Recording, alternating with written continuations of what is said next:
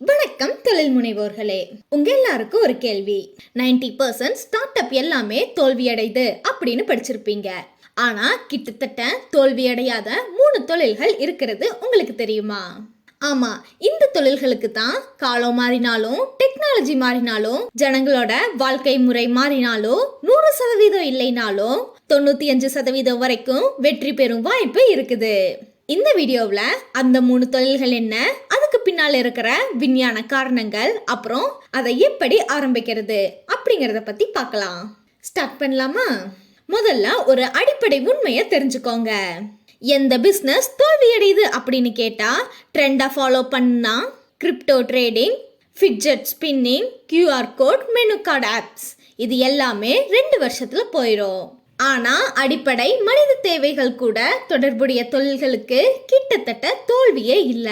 அமெரிக்காவில் நடத்தப்பட்ட 100 வருஷ ஆய்வுல 1900 இருந்து இன்னைக்கு வரைக்கும் மல்லிகை கடைகள், மருந்து கடைகள், மருத்துவமனைகள், பள்ளிகள் இது மட்டும்தான் நெவர் ஜீரோ அப்படிங்கிற பட்டியல்ல இருக்குது. இந்தியாவிலையும் அதேதான். அதனால இப்ப அந்த 3 பிசினஸ் பார்த்துருவாங்க. இது ரொம்பவே சின்னதா இருக்கலாம், ஆனா இந்தியாவில் 1.5 கோடி கிரானா ஸ்டோர்ஸ் இருக்குது. ஒவ்வொரு நாளும் வாங்குறவங்க குறையறதே இல்ல. இது ஏன் தோல்வி அடையாது அப்படின்னா மனிதர்களுக்கு 3 அடிப்படை தேவைகள் இருக்கு. முதல்ல சாப்பாடு, 2வது தண்ணி, 3வது அத்தியாவசிய பொருட்கள். இது எப்பயுமே தேவைப்படும். பண முடக்கம் வந்தாலும் மக்கள் கடைக்கு வருவாங்க. பூட்டடை வந்தாலும் ஆன்லைன் வழியா வாங்குவாங்க. 2020 கோவிட் லாக்டவுன்ல தியேட்டர்கள், மால்கள், டிராவல்ஸ் எல்லாமே க்ளோஸ் ஆச்சு. ஆனா கிரான் ஸ்டோர்ஸோட சேல்ஸ் 40% அதிகமாச்சு. மக்கள் பேனிக்ல 3 மாசத்துக்கான ரேஷனை ஒரே அடியா வாங்கினாங்க. இந்த தொழிலை எப்படி ஸ்டார்ட் பண்ணலாம் அப்படின்னா ரூபாய் 2 லட்சத்துல இருந்து ரூபாய் 5 லட்சம் மூலதனம் வேணும். அப்புறம் லொக்காலிட்டியில நல்ல லொகேஷன் வேணும். இதுக்கு தேவையான பேசிக் பொருட்கள், அதாவது அரிசி, பருப்பு, எண்ணெய், பால், சர்க்கரை இது எல்லாமே வேணும்.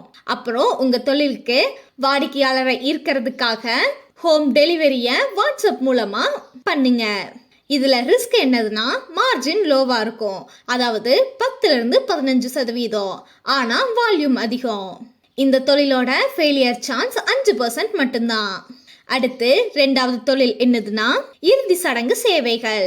இத பார்க்கும்போது கொஞ்சம் சங்கட்டமா இருக்கலாம், ஆனா இதுதான் உலகத்திலேயே அதிகம் தோல்வி அடையாத தொழில். ஏன் அப்படின்னா ஒரு உண்மை இருக்குது, பிறப்பு உறுதி இறப்பு உறுதி அப்படின்னு. ஒரு நபரோட பிறக்கிற நாள் தெரியாது, ஆனா இறந்த நாள் யாரும் திட்டமிட முடியாது, ஆனா நிச்சயமா நடக்கும்.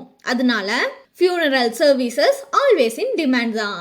ஜப்பான்ல ஒரு ஃபியூனரலுக்கு சராசரியா நடக்கிற செலவு ரூபாய் 20 லட்சம். அதுவே இந்தியாவில் ரூபாய் 30,000 இருந்து ரூபாய் 2 லட்சம் வரைக்கும். சென்னை, மும்பை, டெல்லி மாதிரியான நகரங்கள்ல ஒரு நாளைக்கு 100க்கும் அதிகமான ஃபியூனரல் நடக்கும். ஆனா அங்க ப்ரொஃபஷனல் சர்வீஸ் ப்ரொவைடர்ஸ் கம்மி தான். நீங்க உங்களோட சர்வீஸ்ல எதெல்லாம் இன்க்ளூட் பண்ணிக்கலாம் அப்படின்னா ஆம்புலன்ஸ்லயே ஃப்ரீசர் பாக்ஸ் வைக்கிறது, அப்புறம் கிரிமேஷன் பாக்ஸிங், அப்புறம் ஹிந்துக்களுக்கு மலர் மாலை, சந்தனம், கட்டைகள் மாதிரி கொடுக்கறது, முஸ்லீம்களுக்கு கப் கொடுக்கறது, அப்புறம் கிறிஸ்டின்ஸ்களுக்கு சர்ச் அரேஞ்ச்மெண்ட் கொடுக்கறது, அப்புறம் ஆன்லைன் ப்ரேயர் ஸ்ட்ரீமிங்கும் பண்றது.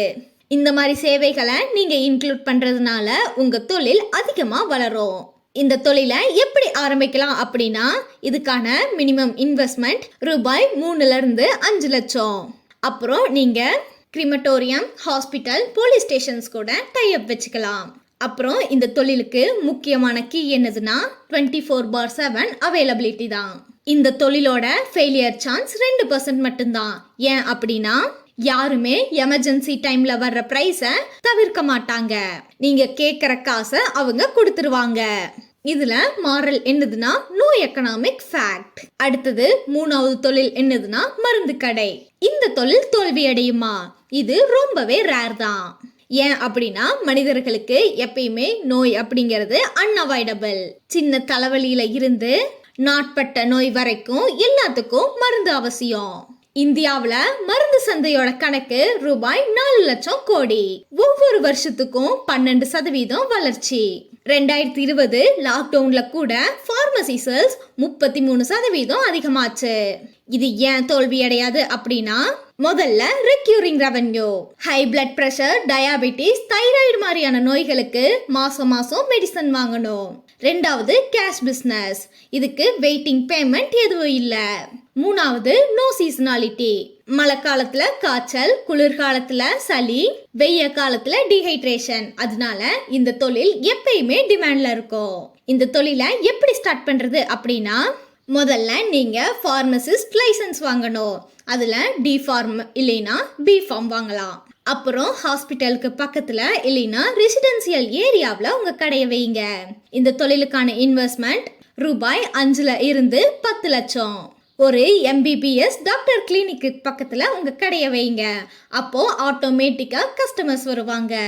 இந்த தொழிலோட ஃபெயிலியர் சான்ஸ் 7%.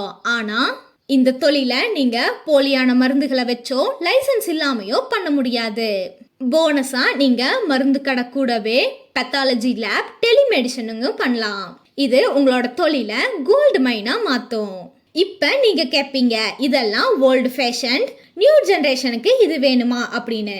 ஆனா ரிசர்ச் என்ன சொல்லுது அப்படின்னா, McKinsey ரிப்போர்ட் படி 90% ரெஸ்டாரண்ட்ஸ் 3 வருஷத்துல தோல்வி அடைஞ்சிரும். 85% ஃபேஷன் பொட்டிக் 2 வருஷத்துல தோல்வி அடைஞ்சிரும். 70% ஜிம் 1 வருஷத்துல தோல்வி அடைஞ்சிரும்.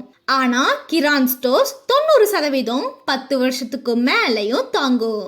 அதே மாதிரி ஃபியூனரல் சர்வீஸ் 95% 15 வருஷத்துக்கு மேலையும் தாங்கும். அதே மாதிரி பார்மசி 92% 20 வருஷத்துக்கு மேலையும் தாக்கு பிடிக்கும் தொழில்கள் தான். இதோட ஃபார்முலா ரொம்பவே சிம்பிள் தான்.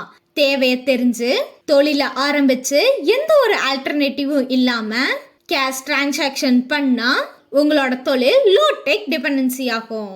இந்த 4 ஃபேக்டர் இருந்தா பிசினஸ் எப்பயுமே முடிவடையாது. சரி நண்பர்களே, இந்த 3 தொழில்ல ஒன்ன நீங்க ஆரம்பிக்க விரும்பினா அதுக்கான டிப்ஸ் சொல்ற கேட்டுக்கோங்க. கிரான் ஸ்டோர்ஸ் நீங்க ஆரம்பிக்கணும் அப்படின்னு நினைச்சா முதல்ல 2 லட்சம் ரூபாய் முதலீடு போடுங்க. 300 ஸ்கொயர் ஃபீட் இருக்கிற கடையை ரெண்ட்டுக்கு எடுங்க. வேகமா மூவ் ஆகிற ஐட்டம்ஸை மட்டும் வாங்குங்க. உங்க கடையில UPI அப்புறம் ஃப்ரீ ஹோம் டெலிவரியும் கொடுங்க. இந்த தொழிலோட மார்ஜின் 10 இருந்து 15%. அதனால வால்யூம் மேட்டர்ஸ். நீங்க ஃபியூனரல் சர்வீஸ் தொழிலை ஆரம்பிக்கணும் அப்படின்னு நினைச்சீங்கன்னா முதல்ல சின்ன வேனை வாங்குங்க. அது கூட ஃப்ரீசரை வச்சு மாடிஃபை பண்ணுங்க. அப்புறம் பக்கத்தில் இருக்கிற 5 இருந்து 10 லோக்கல் செமட்டோரியம்ஸ் கூட பார்ட்னர்ஷிப் வச்சுக்கோங்க. உங்களோட ஃபோனை எப்பயுமே 24/7 அவைலபிளில் வச்சுக்கோங்க. உங்களோட தொழிலில் ப்ரொஃபஷ்னலாகவும் எம்பத்திக்காகவும் இருங்க. அடுத்தது பார்மசி தொழிலை நீங்கள் ஆரம்பிக்கணும் அப்படின்னு நினச்சிங்கன்னா டிஃபார்ம் டிகிரி அப்படிங்கிற 2 வருஷம் பட்டப்படிப்பை முடியுங்க. இல்லைன்னா அந்த படிப்பை முடிச்ச ஆட்களை வேலைக்கு வச்சுக்கோங்க. அப்புறம் ட்ரக் லைசன்ஸுக்கு அப்ளை பண்ணுங்க. இது 30 45 நாள் எடுத்துக்கும். ஆரம்பிக்கும் போது 500 ரொம்பவே தேவையான மெடிசன்ஸ்ல இருந்து ஆரம்பிங்க. குவாலிட்டியில எப்பயுமே காம்ப்ரமைஸ் பண்ணிக்காதீங்க. இந்த 3 பிஸ்னஸும் ஒரே நைட்ல உங்களை பணக்காரரா மாத்தாது. ஆனா உங்களை பசியோட தூங்க விடாம பண்ணும். இப்ப கடைசியா கிட்டத்தட்ட தோல்வியடையாத 3 தொழில்களை பார்த்திருக்கோம். முதல்ல கிரான் இல்லைன்னா எசென்சியல் ஸ்டோர். இது மக்களோட டெய்லி நீட்ஸ். இந்த தொழில்ல 5% ஃபெயிலியர் சான்ஸ் இருக்கு. ரெண்டாவது ஃபியூனரல் சர்வீசஸ். இது அல்டிமேட் நெசசிட்டி. இந்த தொழில்ல 2% ஃபெயிலியர் சான்ஸ் இருக்கு. மூணாவது பார்மசி கூடவே கிளினிக். இது மக்களோட ஹெல்த் சம்மந்தப்பட்டது. இந்த தொழிலோட ஃபெயிலியர் சான்ஸ் 7%. இந்த 3 தொழிலையும் கம்பைனா செய்யறவங்க இந்தியாவில் இருக்கிறாங்க. ஒருவரே கடை, மருந்து கடை, அப்புறம் சமாதி சேவையும் பண்றாங்க. அவங்க இன்டர்வியூல என்ன சொல்லியிருக்காங்க அப்படின்னா, என்னோட வாடிக்கையாளர் பிறப்புல இருந்து இறப்பு வரைக்கும் என் கூட இருப்பாங்க அப்படின்னு சொல்லியிருக்காரு. அதனால ட்ரெண்டை சேஸ் பண்ணாதீங்க, தேவைகளை சேஸ் பண்ணுங்க. இந்த வீடியோ உங்களுக்கு பிடிச்சிருந்தா பிஸ்னஸ் ஸ்டார்ட் பண்ணணும் அப்படின்னு நினைக்கிற உங்களோட நண்பர்களுக்கு ஷேர் பண்ணுங்க. கமெண்ட்ல சொல்லுங்க இந்த 3ல நீங்க எதை சூஸ் பண்ணுவீங்க அப்படின்னு. இந்த மாதிரி பிஸ்னஸ் ஐடியா தெரிஞ்சுக்கிறதுக்கு எங்களோட சேனலை சப்ஸ்கிரைப் பண்ண மறந்துடாதீங்க. ட்ரெண்டை விட நெசசிட்டி தான் நிலையானது. அடுத்த வீடியோவில் சந்திப்போம். நன்றி, வணக்கம்.